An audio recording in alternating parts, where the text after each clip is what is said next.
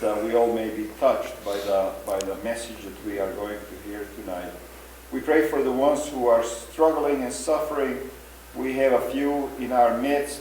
We remember Philip, our young man who is fighting cancer. We remember Gloria down in Oklahoma, who is going through a lot of difficulties. And we have a number of other people here in the church, Lord, who have major health issues.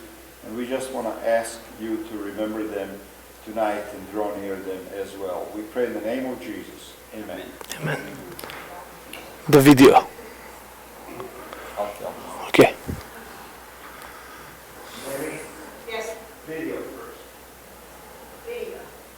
Does they have sound? Yep.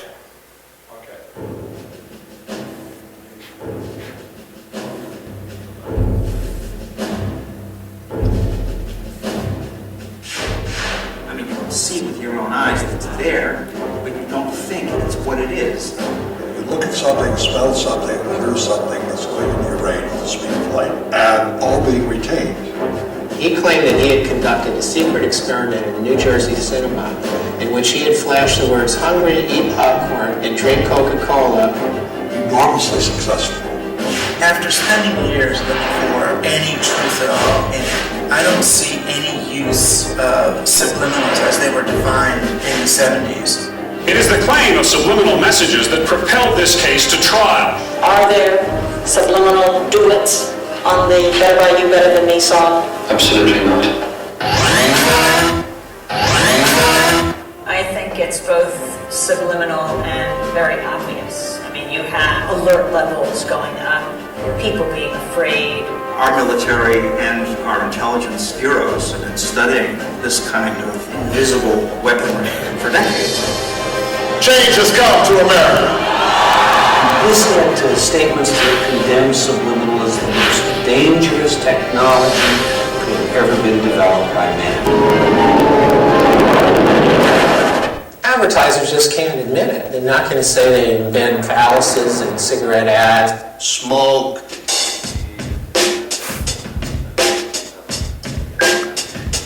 I think it's incumbent upon us in Congress to at least explore the issue to see how widespread it is. That is not an accident. George Bush was forced to disassociate himself from this entire thing, which he actually did very effectively. Subliminal messages. You talk about subliminal. They won't look at the pretty but they're being engineered. The idea of violating free will is something that even God doesn't do. And yet man thinks they can do this. Why are people maxed out? I mean, consumerism becomes a secular religion where we use material goods to fill holes in our souls.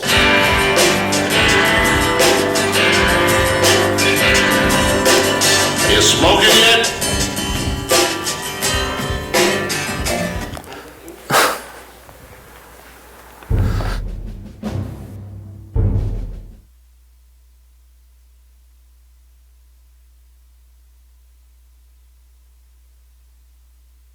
And the movie came out 3-4 years ago, and already some of the things that they're mentioning in the movie is kind of outdated. But it's really interesting how a lot of things that are happening in our world that are affecting our lives are hidden in plain sight. And actually it goes to the point where we wouldn't even believe that something like that is real. And I'll talk today why we don't want to believe that these things are real. It's really, really interesting. But let's start with the Bible. So, Genesis chapter 4 depicts the story of Cain and Abel. And they bring their offerings to God. So God doesn't like Cain's offering. And Cain is angry. And God is asking him. The Lord said to Cain, "Why are you angry? And why has your face fallen? If you do well, will you not be accepted? And if you do not do well, sin is crouching at the door." And now this is an important thing that I want us to base this night's lecture on. Its desire is for you, but you must rule over it.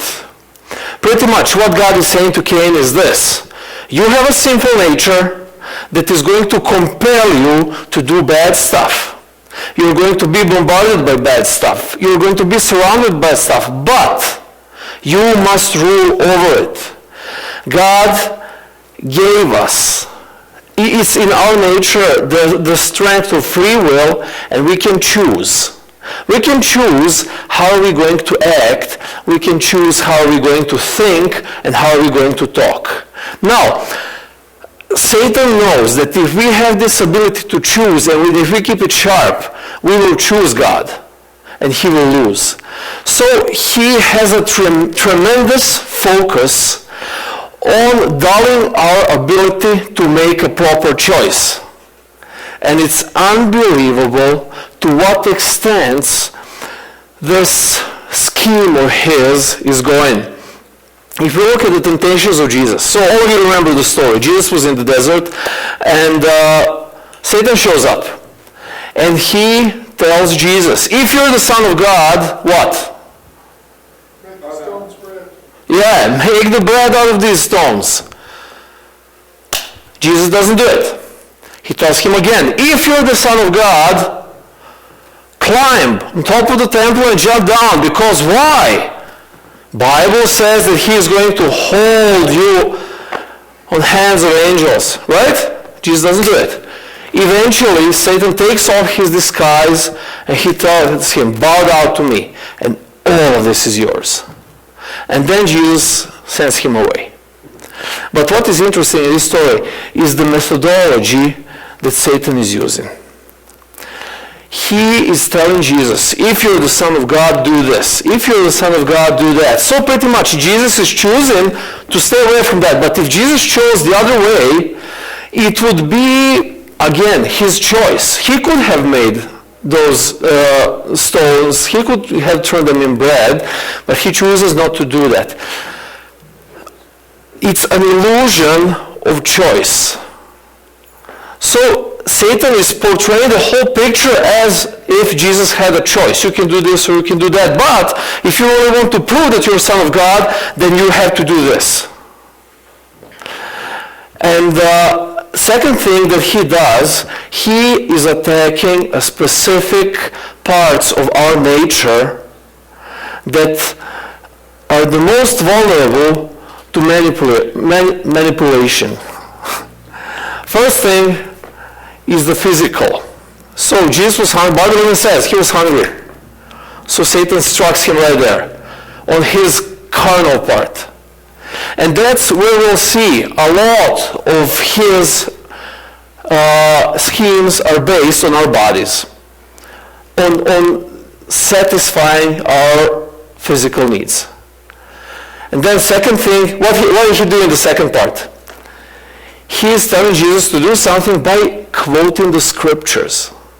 He takes the scriptures, which really talk about the truth, but he twists it a little bit, adds a little bit of lie in there, he mixes it all together and he delivers it like that. A lot of truth and a little bit of lie still makes a lie. And then in the end he reveals himself and tells him, I'll give you everything if you bow down to me.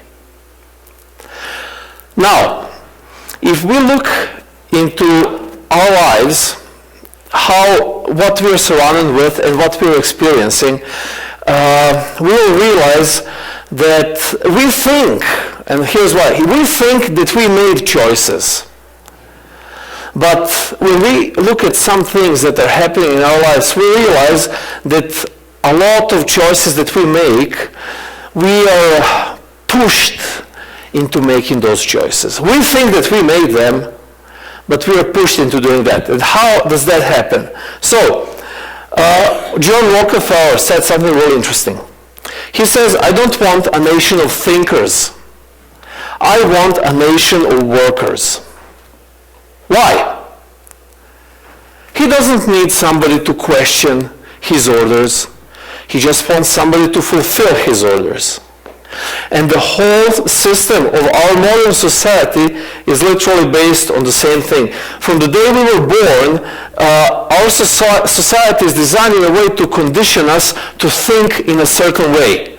Like, this is good and this is bad. Why? Well, my mom and dad told me that this is good and they told me that this is bad. Or teachers in school told me that this is good and this is bad, and so on. Yeah, I should do this, I should do that. And we make choices in our life, and we value things based on how we are taught. And that's why a lot of people have hard time, especially in this society, becoming critical thinkers, because we just adopt what we are told. What am I talking about? In 1950s and 60s, now it gets scary. Now we're getting to the point where it's like, oh my goodness.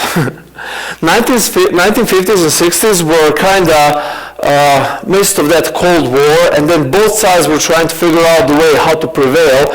One of the secret projects the CIA developed, and that was actually dragging all the way from like the 20s of the 20th century, is called the MK Ultra. MK stands for mind control. Mind control program was designed with literally one single reason. They wanted to be able to tell us what to do without telling us what to do.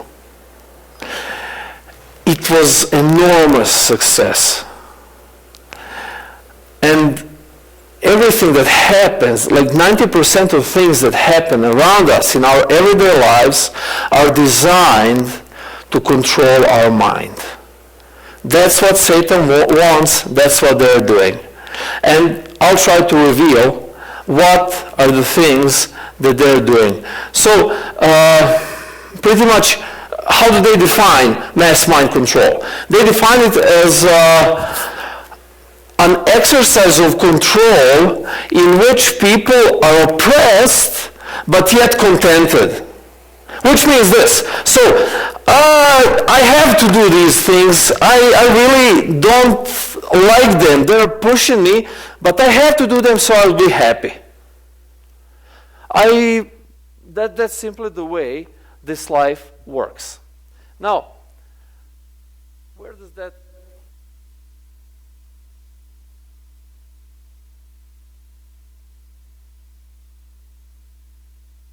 does not have the right to develop his own. This kind of liberal orientation has great appeal. We must electrically control the brain. Look at this. This is creepy. This is like, what? Someday, armies and generals will be controlled by electrical stimulation of the brain. And that was told, that was the statement from 1974, 40 years ago.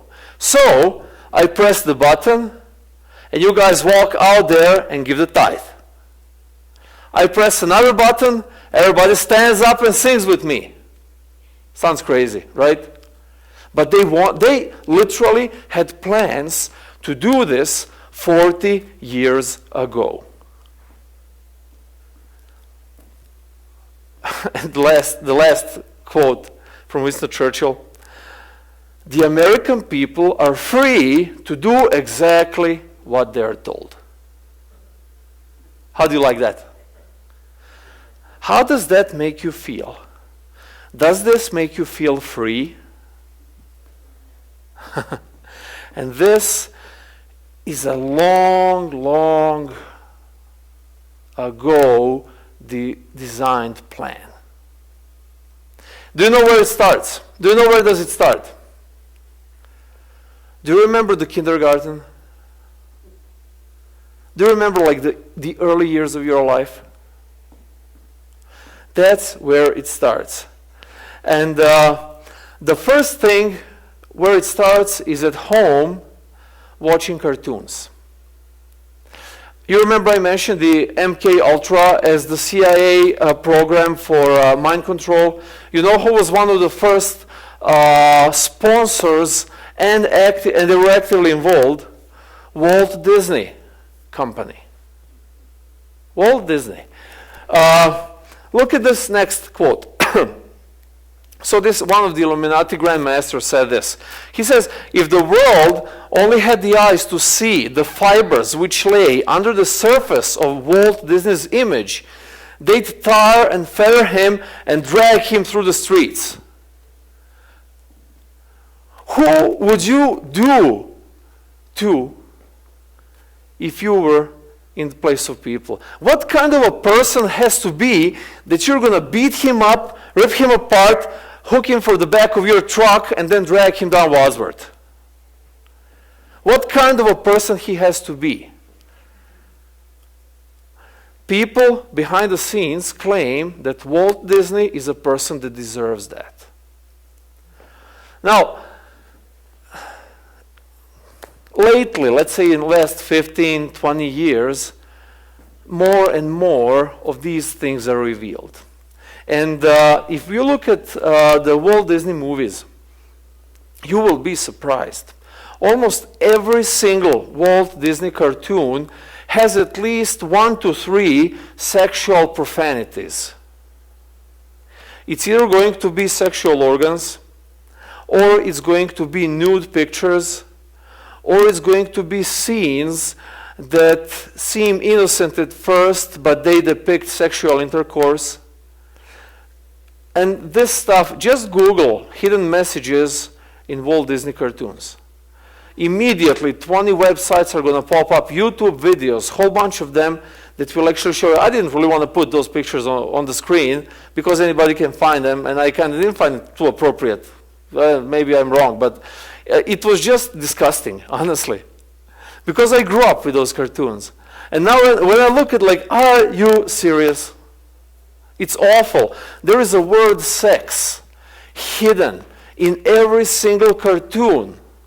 Some more, some less obvious. Even the Walt Disney logo has 666 in some and then sex in the others. You can see, I mean, people say it's exaggeration, it's not real. But if it happens once or twice, maybe even 3 times here and there, yeah, I would say, yeah, you're exaggerating. But if it's every single time, almost all over the place, doesn't that make you wonder? And then, that's not all. What else are children taught? First thing, they're taught that engaging in sex is absolutely, like anything else in life, acceptable and innocent as cartoons. That's one thing.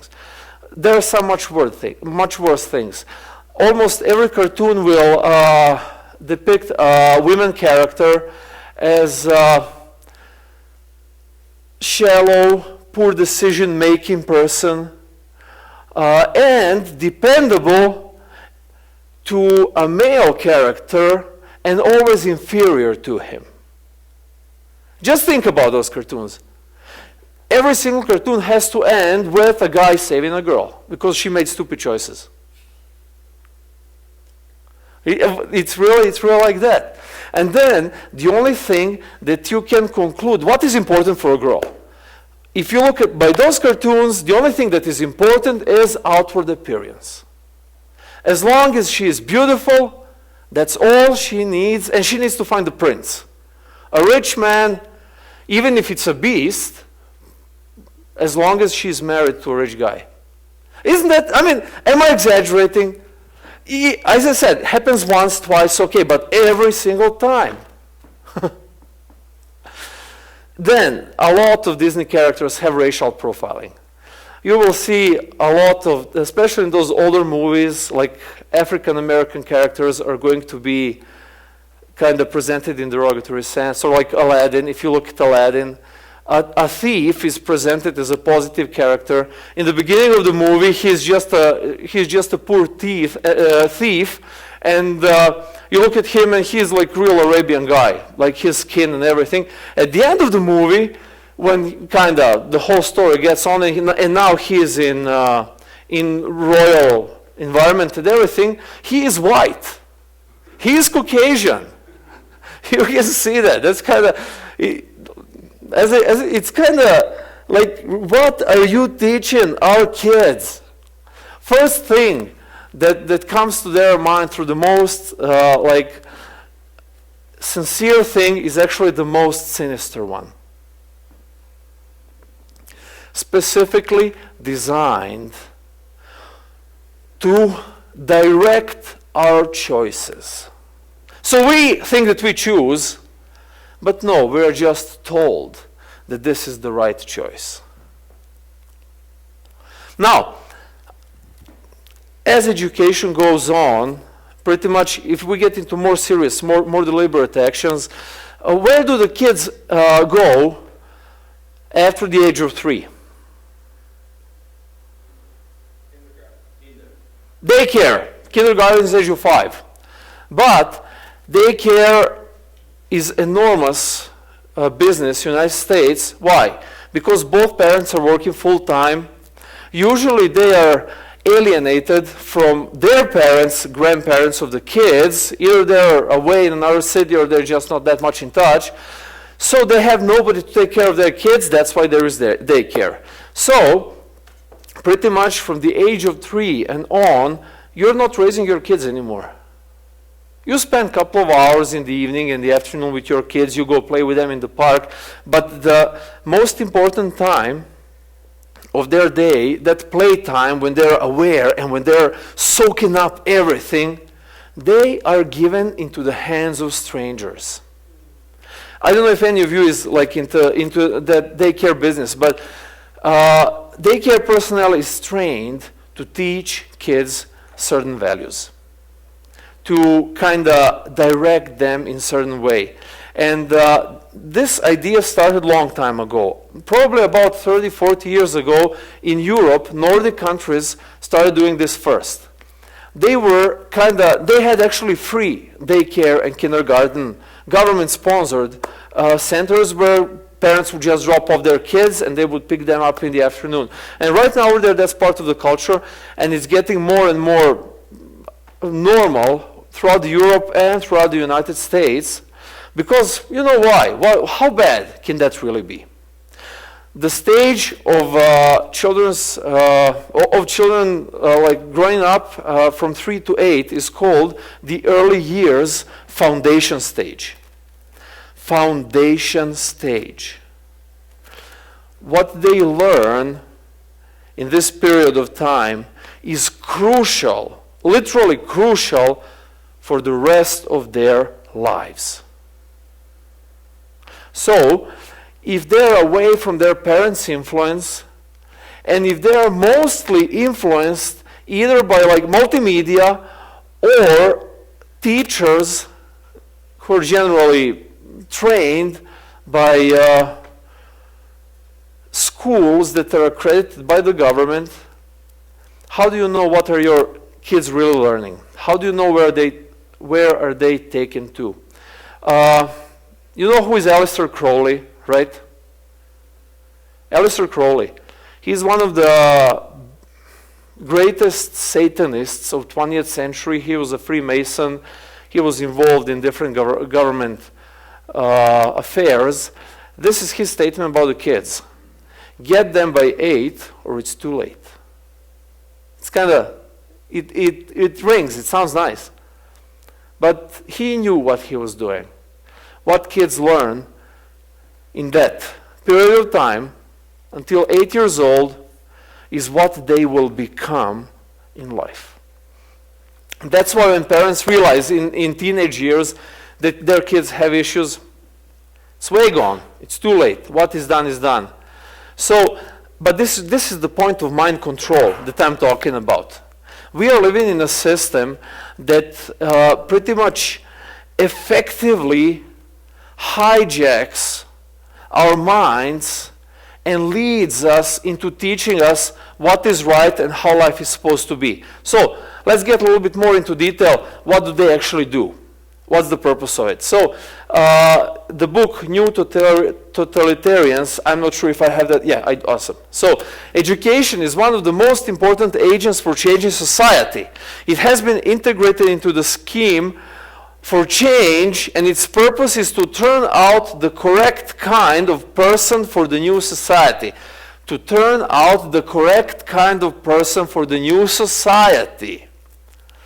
To shape us and prepare us for whatever this new society is supposed to be. Then, if you're in the educational system, you can confirm this. How do educational systems work in the United States for a long time, very long time right now? My mother, she's a retired high school professor, and she says that she's lucky that she's out of it because she doesn't want to adopt the changes that they're trying to implement right now. She calls it the stupefying of kids. These are like the basic rules that education is based on. First of all, individuality is going to be rejected. Instead of that, children are taught to collaborate with others. Doesn't sound that bad, but let's see. Second thing that is rejected is competition. And what is approved is cooperation, which pretty much means they're supposed to be part of a group. And it's so ridiculous when I listen to teenagers when they tell me that all they have to do is show up for the event and they're going to get a prize. They don't even have to try to compete. They just have to be there and they're getting the prize. Pretty much attendance is rewarded, achievement is not. Why? Why would they do that? The problems are always solved together, never alone. And then pretty much the basic idea is that individuality and critical thinking that we might have is discouraged and set as an inferior to the collective thought, collective idea. Now, if you want to rule over people, you want to make sure that everybody thinks in the same way. And you want everybody to think that is the right way. So you teach them that this is the right way to do. We are all together. We have to respect each other. We have to love each other. We have to work together. We have to fit in. A lot of young people, that is so awful, but they are forced to fit in. You know how they say, be unique, just as everybody else. But it really, that's exactly how it is. And what happens next? This is the next step. So after they're taught this way, next step is the moral confusion. So your kids, what do you teach your kids? You teach them, especially if a person is a Christian, you will teach them to love God, to obey His commandments. You will teach them those foundations of moral values. Love the God, love your neighbor as yourself, don't steal, don't lie, you know the drill. That's pretty much how parents who want their kids to be, let's say, good Christians or good people, that's what they teach them. But then what happens is this. Moral confusion is caused in a really interesting way. And you can ask the kids, especially elementary school kids, they call that the emotional shock therapy. So this is not something that they kind of, let's just do it. No, this is designed and then implemented into educational system. Here's what the purpose is this. So I believe some things are right. And if those things oppose the general idea, they are going to be questioned and they're going to be ridiculed. And you're going to feel like you didn't fit in anymore. In classroom, a lot, what usually students do when they're discussing, especially moral issues, they don't have a chance to really express themselves. They have a discussion group. And then they're discussing different situations. And those situations will challenge validity of what they are taught from their parents, if their parents have time to teach them all of that stuff. So, look at this quote. This is Mark Tucker. proposal for the new American School Development Corporation, 1992. I think, yeah, our objective will require a change in the prevailing culture, the attitude, values, norms, and accepted ways of doing things. This is a paradigm shift, a total transformation in the way people think, believe, and perceive reality. And then President Bush confirms this idea. Nations that stick to stale old notions and ideologies will falter and fail. So I'm here today to say America will move forward. New schools for a new world. Our challenge amounts nothing less than a revolution in American education. And that's exactly what they did. We have, actually, I think I have one more quote, but I'm not sure right now. Actually, no. This is the last one. So here's what happens. Here's how that actually looks like. I found an example in one of the books. It's an actual story of an actual kid, actual family that happened. So he is raised in a Christian family, and teacher asks the kids in second grade to write on the paper their wishes, to write 3 wishes that they would like to be fulfilled. So one of the wishes that Toby, this kid, wrote is, I wish that all of my friends would become Christians. And now what teacher did is, after everybody wrote their wishes, they were supposed to put them on the bulletin board. And she tells him, you know what, we can't put yours on there. And he asks why. And she tells him, well, because you might offend somebody. Because not everybody believes what you believe. So she tells him to add, if they want to be. So he does that. And another sentence that they were supposed to fill in was, if I could meet anyone I would like to meet. And then he wrote, God, because he is the one who made us. The teacher again told him, we can't put that on the board, you have to change it. And she made him add, in my opinion. So pretty much when the parents showed up, and they're looking at this, and Toby's mom, she sees this, and she says, and she asks him, why did you write it that way? And then he tells her, well, teacher told me to write it that way. And she talks to the teacher and asks him, what's the problem with him expressing a wish? This is not a statement or demand. It's just a child wish to happen. Teacher was very, very firm in being right, where all of the kids are supposed to respect each other and show no intention of influencing each other in any way, what they believe or not. And pretty much what happened was they decided to pull him out of that school. But the thing is that everything is designed in a way to shape our mind. And I'll try to speed up. There is so much things that I want to share, and it's, okay. Anyways, these are the rules for the discussions in schools. And you think about them, whether they're good or bad. Be open to new ideas. It's number 1. Share personal feelings, not thoughts. Share personal feelings. Set aside home-taught values that might offend the group. Compromise in order to seek common ground and please the group. Respect all opinions. And then says never argue or violate someone's comfort zone.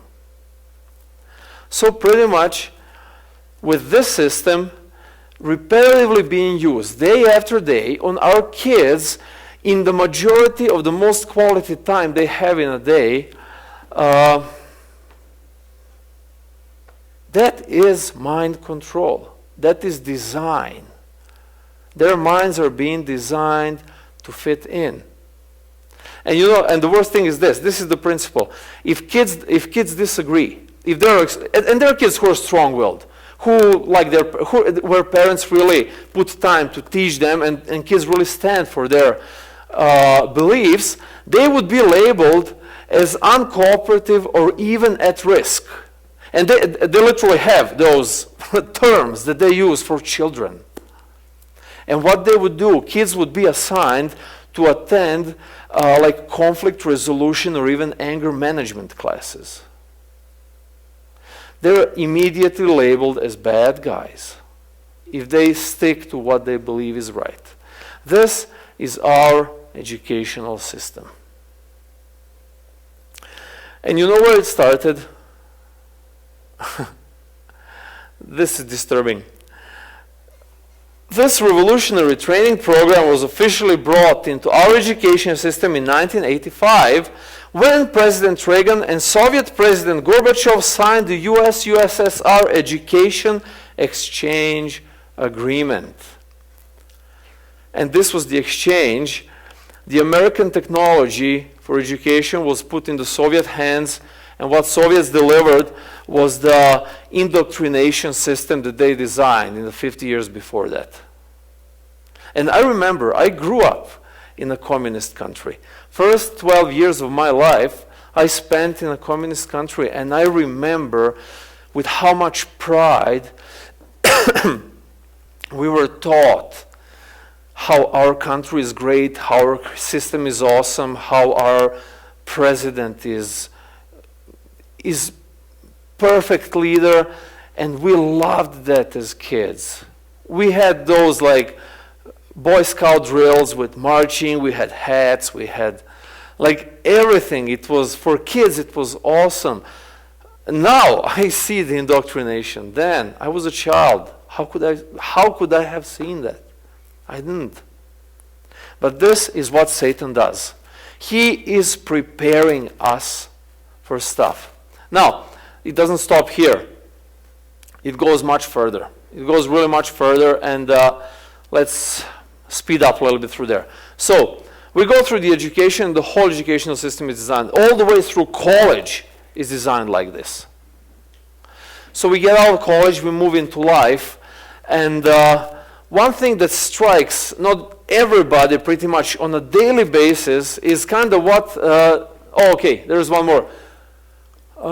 Yeah, the revolution in curriculum is that we no longer are teaching facts to children. This is a statement from Governor's Conference of Education in 1989.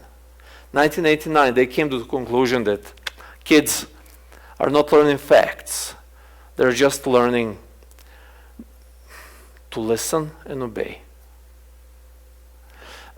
I didn't put this in here. I should have, but do you remember, that was maybe like a month ago, here in Jefferson County, the school district made a decision to revise the history books.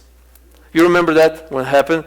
When the kids were protesting and demonstrating because they didn't want to learn that, and the explanation was that the books that we have right now, they're encouraging civil disobedience, and they wanted to present history in a more positive way.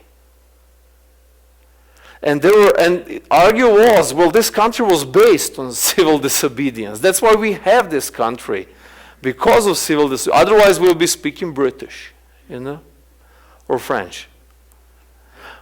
But it's very obvious that the educational system is struggling hard to conform us, to prepare us to fit in this new world order and just accept it, embrace it, and become part of it without questioning it. As I said, let's move on. Time is short. Subliminal advertising. This is a mind control trap that hits us every single day. And this is even outdated thing right now. Subliminal advertising, what is that? What is that actually? I'll make it quick. So the advertising industry invests millions and millions and millions of dollars into research that will show what is the best way to make me buy their product. And they discovered that the best way is to bypass our conscious mind, and strikes into the unconscious mind. How do they do that? Many ways. And the program started in like 1940s, around the World War II time.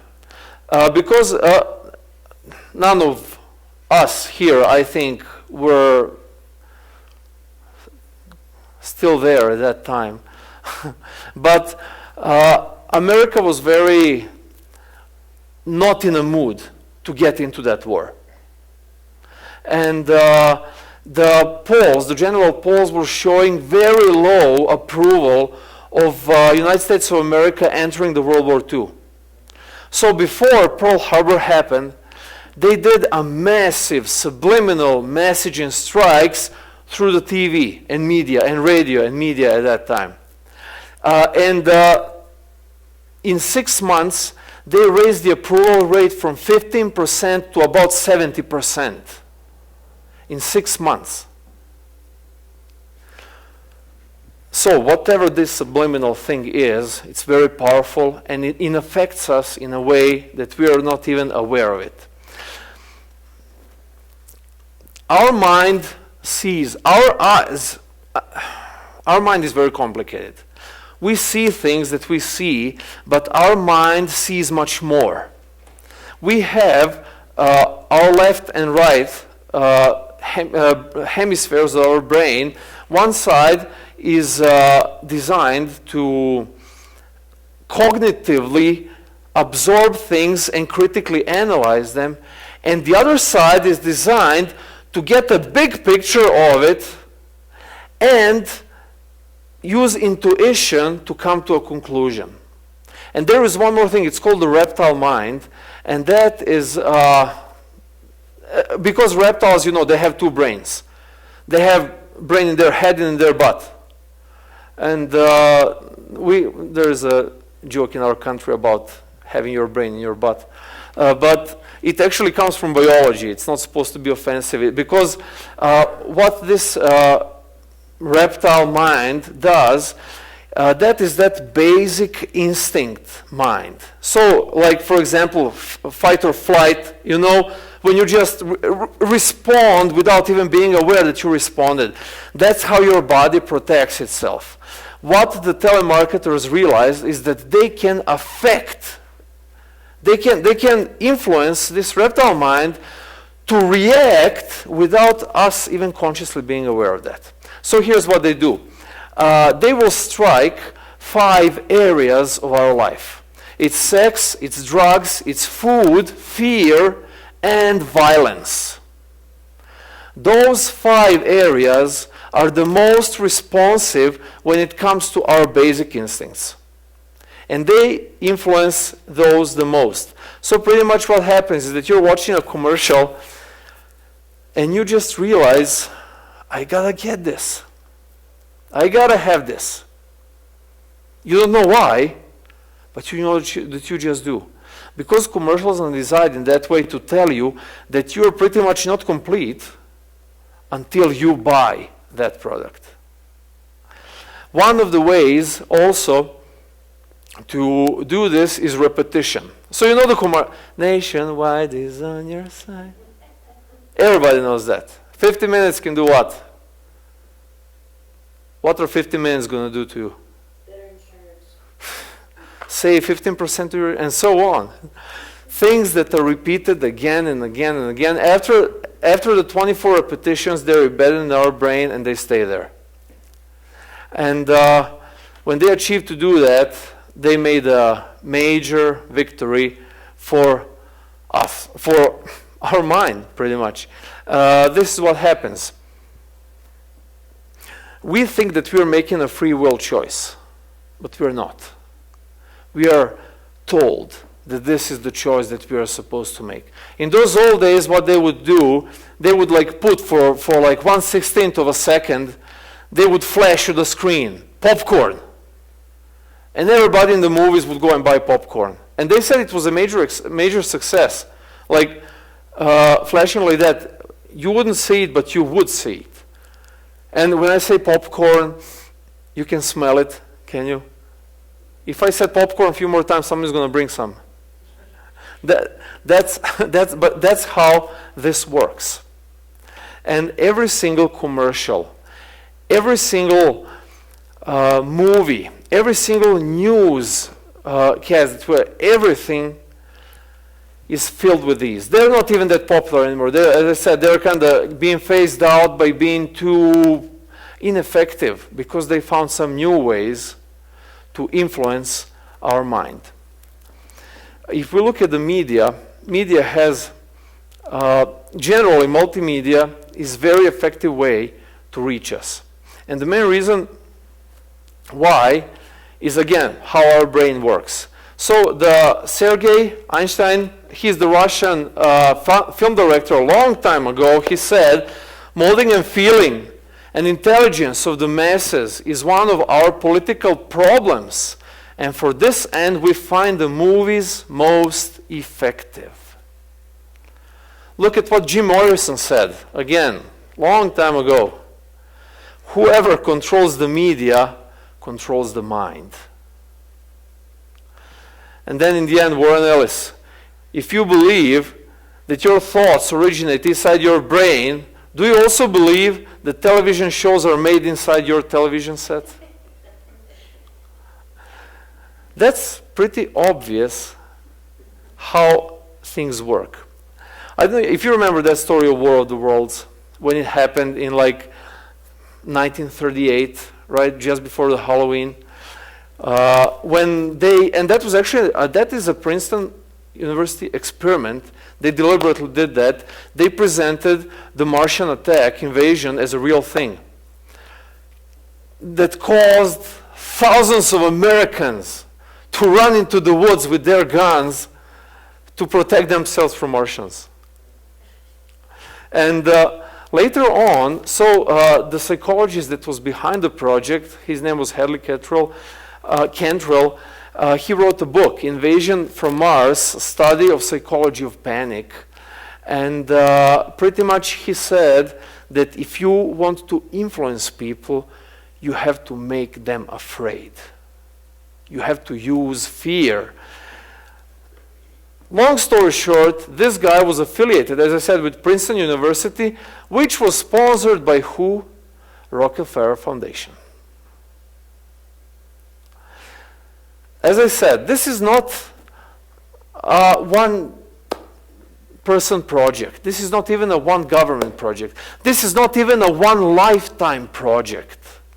Mind control projects, even these modern day mind control projects, are plans that are made for centuries in advance and then laid slowly as they develop. And we think that we're free. Anyways,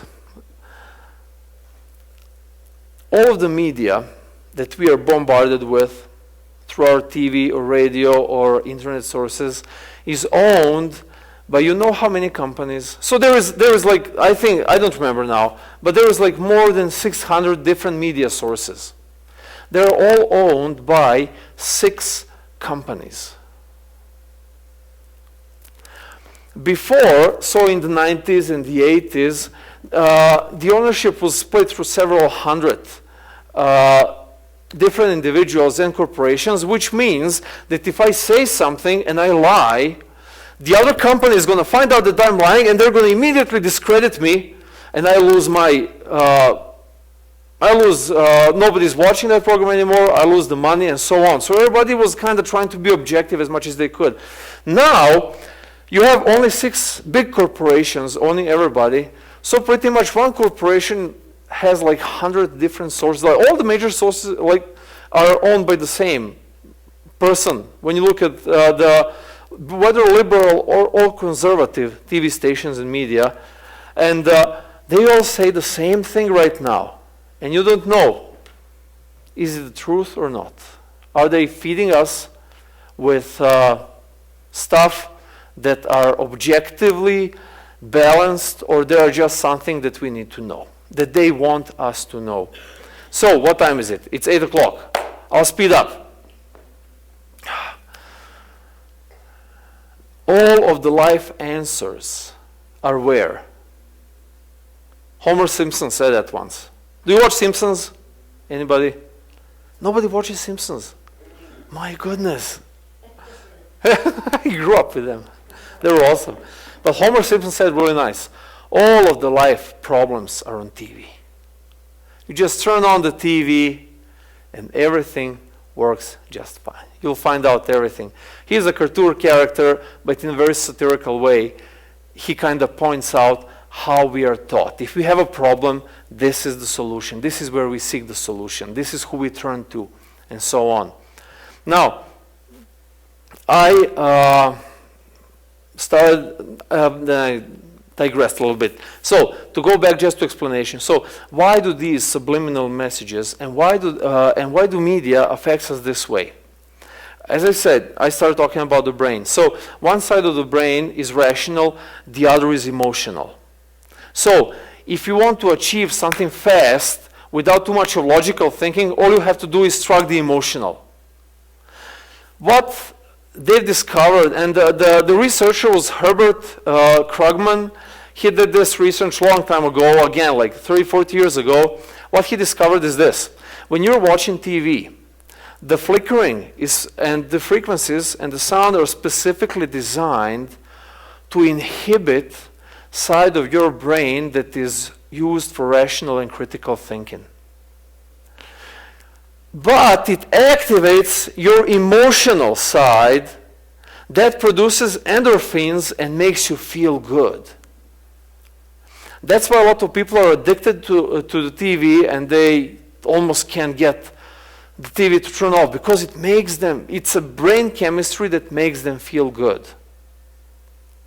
So, in order to use that as much as possible, there is a whole bunch of different visual and audio sources that are designed to produce the frequencies that would literally cause our brain to work in a certain way.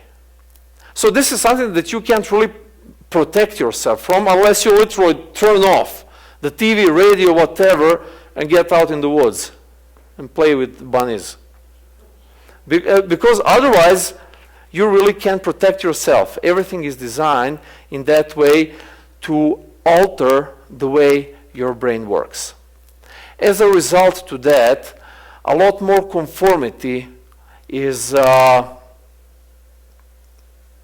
people are open to a lot more conformity than criticizing, and people are creating a habit, and that is called the priming and conditioning. People are creating the habit of absorbing this information that they're getting that makes them feel good. So, like, you know, when you change the channel and somebody is talking something else, I can't listen to this, and you just switch back to wherever you were.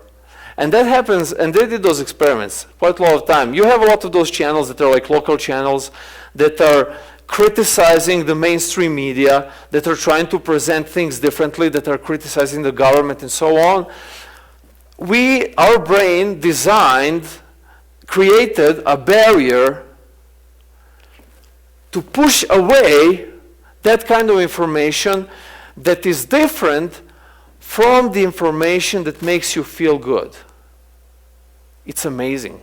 It's kind of scary. It's really scary because everybody has a TV in their home. We listen to our radios all the time. Music is designed as an amazing mind control source. And I'm running out of time. I'll have to cut this short. So let's just skip real quick through some of this stuff. And I'll try to, I'll post this stuff online. If any of you wants to read about it, you'll be able to find it on our website. Anyways, I'm looking at the stuff. I should say this. I don't have the time to say this. No, there is so many. Now I understand you when you said there is so much stuff to say, and you don't have enough time to say everything. Do you know who is one of the biggest supporters of Hollywood? Who was and who still is one of the biggest supporters and collaborators with Hollywood? Pentagon. Military and entertainment have been actually going hand in hand together for a whole century that is behind us. And that's not a coincidence. There is a purpose in that. Because we have to be mind-controlled and mind-shaped to accept whatever the New World Order wants to sell us. As I mentioned, that is the condition that I was talking about. Like, when you look at the movies, there is so much violence in the movies that murder is not that bad anymore. I mean, it is bad, but it's like not as close, horrible as it used to be before. And there were, again, some of the experiments that they were doing. World War II survivors showed the most empathy for the enemy. They were showing actually the sympathy. So they would kind of, I forgot now, but it was almost 50-50. Whether are you going to kill your enemy to protect yourself, or you will try to subdue them and make sure that they're alive. It was 50-50. Yeah, I'll try to subdue them. I don't want to kill them. In the Gulf War, that was in the 90s, it was only 12% of soldiers who said that they would try to subdue them. Everybody else would just shoot them. Which shows the level of empathy going critically down. Now, when you walk into a grocery store, when you walk into King Soopers, what is the first thing you see? Come on, try to visualize it. Think about it. What is the first thing you see? Huh? Cakes and donuts. Cakes and donuts? No, they're usually where unless they have them on clearance. Yeah. But what is like the biggest, when you walk in, what is the biggest aisle right there in front? You walk into King Soopers. Nope. Candy. Nobody sees it. The carts. Nope.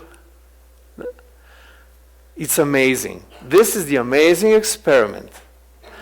Nobody sees it, and it's enormous. It's flowers. Do you remember the flower section? Any major grocery store. Walk through the main entrance. That's first thing that you're going to see there. Bam! Huge, fresh, beautiful green flowers. Not even, I believe, the 64th one, yeah, it has the same thing. Oh, I'm sorry. Cakes and donuts. But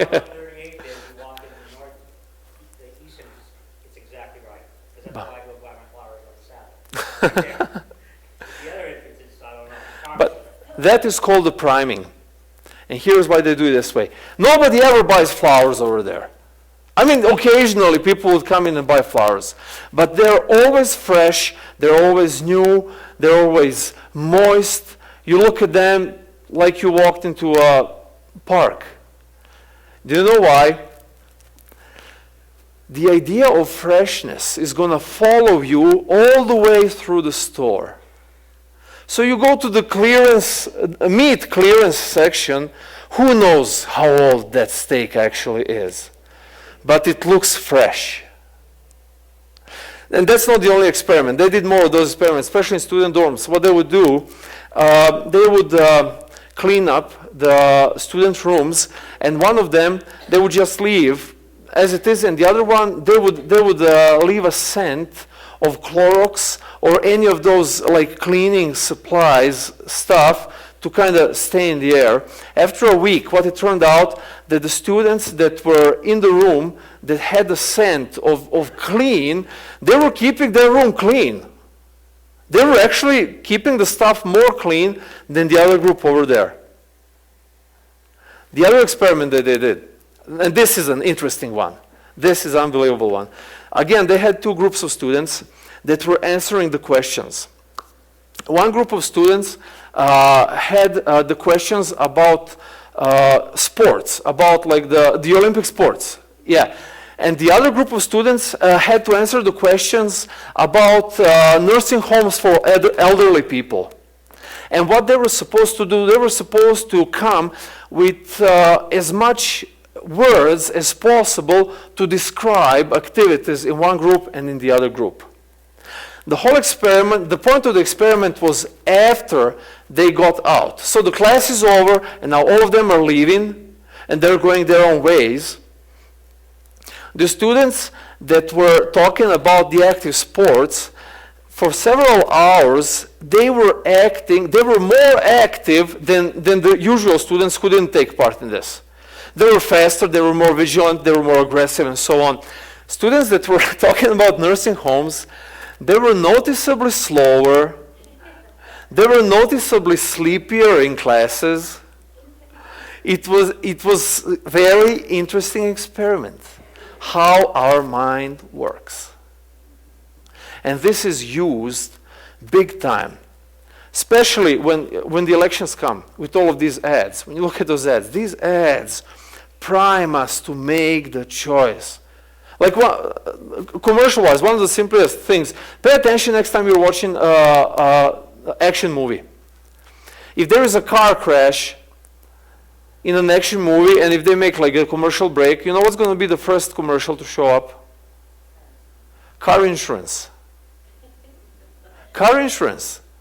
Because they say that people are double more open to buy products when they are primed. That's why it's called the priming. The car accident you just saw prepared you, and now you see, oh, car insurance. Let's check that out. And the reason why is, again, the right and left side of our brain.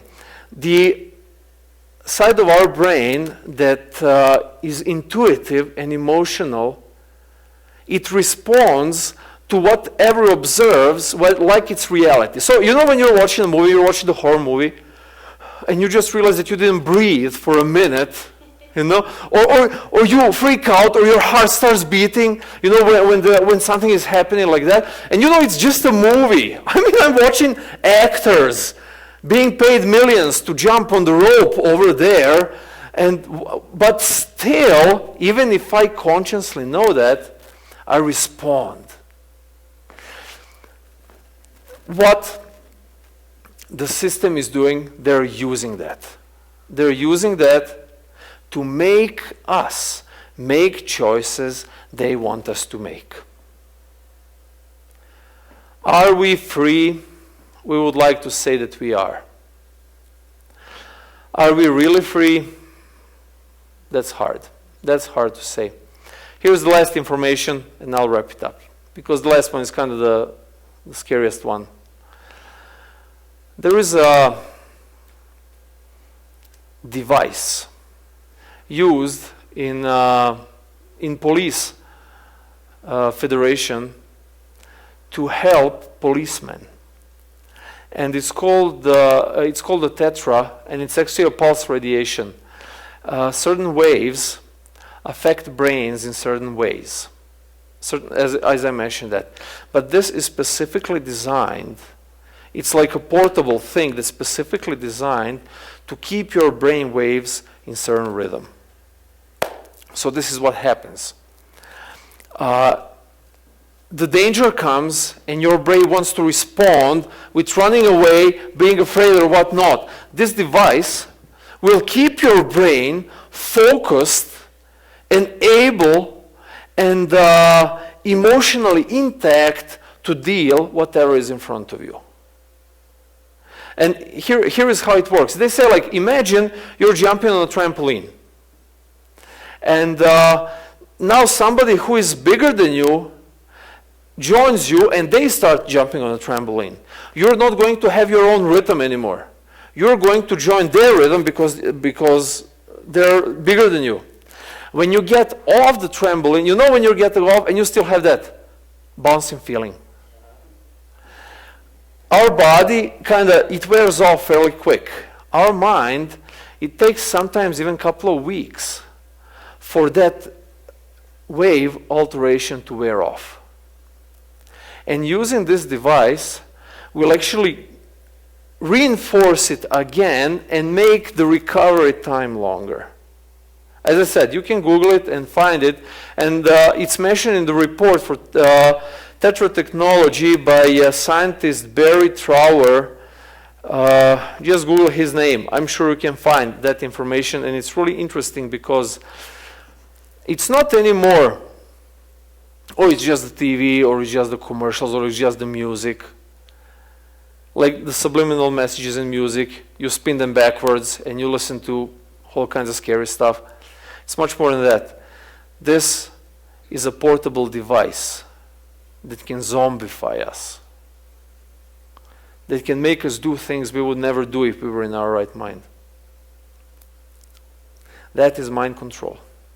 That's what Satan tried to do to Jesus, and that's what technology around us is designed to do to us right now.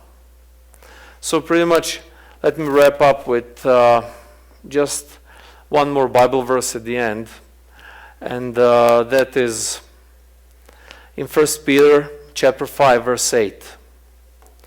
Be sober-minded. Sober-minded. Be watchful. Watchful. Your adversary, the devil, prowls around like a roaring lion, seeking someone to devour. And what he is seeking is our mind. If he takes our mind, our body will follow. So, I'll encourage you to look into this information. Do your own research. Find more about it. Everything I said, you can find it online. Everything I said can be checked, credited, verified. Every single quote, every single information. We live in a time where you can't lie anymore. You say a lie, 30 seconds later, you're busted. Look into this stuff, because this stuff will keep us sober. Actually, everything in this world is designed to take us away from sober-mindedness and from watchfulness into obedience and conformity. Let's have a prayer. Dear God, tonight we ask you to give us the strength to be sober-minded and to be watchful, because that belongs to you, and we can't fight this adversary of ours. But it's not ours to fight him either, it's yours. So help us to save our mind, help us to protect it, help us to give our mind to you, and you fill us with your Spirit that will prevent him from filling it with anything else. Amen. Any questions? Good. Obviously,